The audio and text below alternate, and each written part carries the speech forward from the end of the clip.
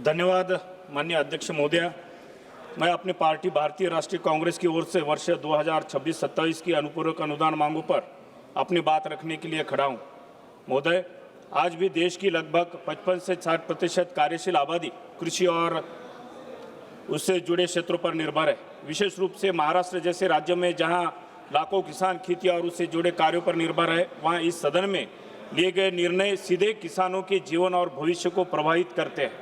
माननीय अध्यक्ष महोदय, दुर्भाग्य की बात यह है कि वर्ष 2026-27 का बजट और आज प्रस्तुत अनुपूरक अनुदान मांगों के किसानों की वास्तविक समस्याओं को दूर करने में पर्याप्त नहीं दिखाई देती है।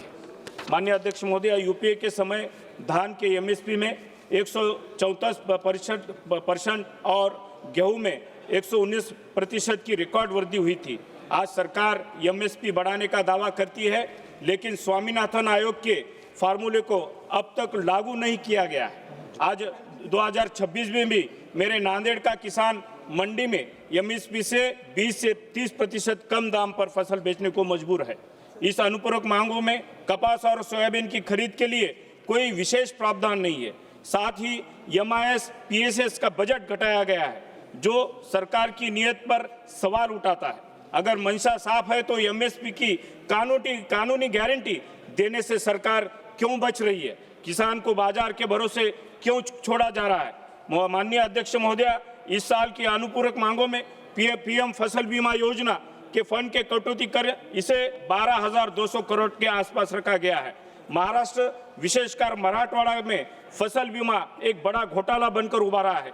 किसान प्रीमियम भरता है, बेमौसम बारिश और ओलावृष्टि से उसकी फसल बर्बाद होती है, लेकिन जब क्लेम का समय आता है तो निजी बीमा कंपनियां टेक्निकल बहाने बनाकर हाथ खड़े कर देते हैं।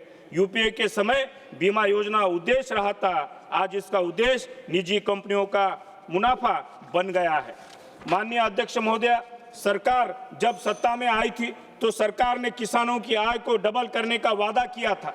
इसी संदर्भ में फरवरी 2019 में सरकार पीएम किसान सम्मान निधि योजना लेकर आई थी, जिससे छोटे और मध्यम वर्ग के किसानों को 6,000 प्रति वर्ष देने का प्रावधान किया था। लेकिन पिछले 7 साल से अधिक का समय होने के बावजूद भी किसानों को 6,000 ही दिया जा रहा है। इसे पता चलता है कि सरकार किसानों की आय डबल करने के लिए कितना संजीदा है।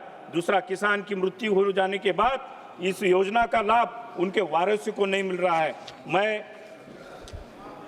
माननीय अध्यक्ष महोदय, यदि सरकार वास्तव में किसानों की आय बढ़ाना चाहता है, कृषि क्षेत्र को मजबूत बनाना चाहता है, तो निम्नलिखित कदम आवश्यक है। एमएसपी को स्वामीनाथन आयोग के फार्मूले के अनुसार कानूनी गारंटी के साथ लागू की जाए।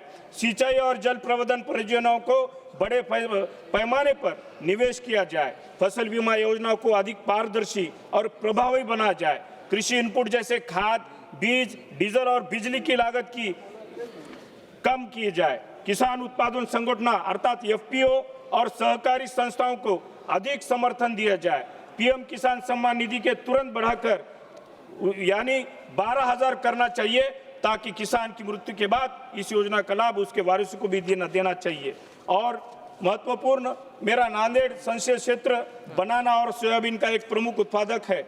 मैं सरकार से आग्रह करना चाहता हूं कि नांदेड़ में एक बनाना क्लस्टर और सोयाबीन प्रोसेसिंग यूनिट स्थापन करने पर विचार करें। महोदय, अंत में यही चाहूंगा कि किसान केवल हमारी अर्थव्यवस्था की रीढ़ नहीं है, बल्कि देश की और खाद्य सुरक्षा के संरक्षण है। यदि किसान समृद्ध होगा तभी देश समृद्ध होगा।